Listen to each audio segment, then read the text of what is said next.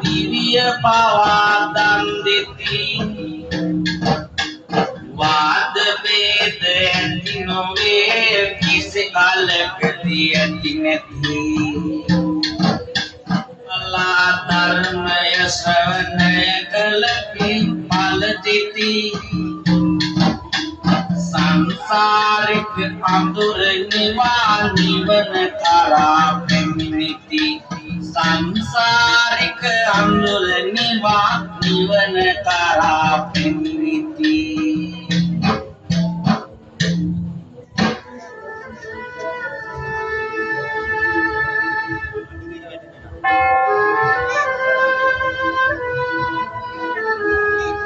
වාසනාවන්ත පින්වතුනි පින්වතියනි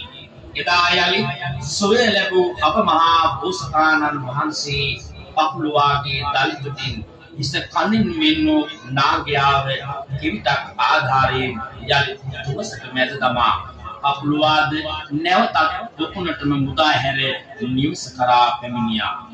එදා බමුණානම් බෝධිසත්ව ආත්මික උපත ලද අප මහා ලෝතුරා බුදු පියාණන් වහන්සේ බවත් රන්වන් පැහැති සිරුරක් හිමි පපුලුවානම්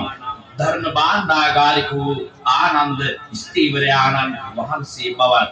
කෞඩානම් මාරයා බවත් කෙවිඩිය නම් චිංචිමාන්විකාව බවත් දේශනා කොට මෙම ජාතක කතා වස්තුවේ දේශනා කොට වදාළාය.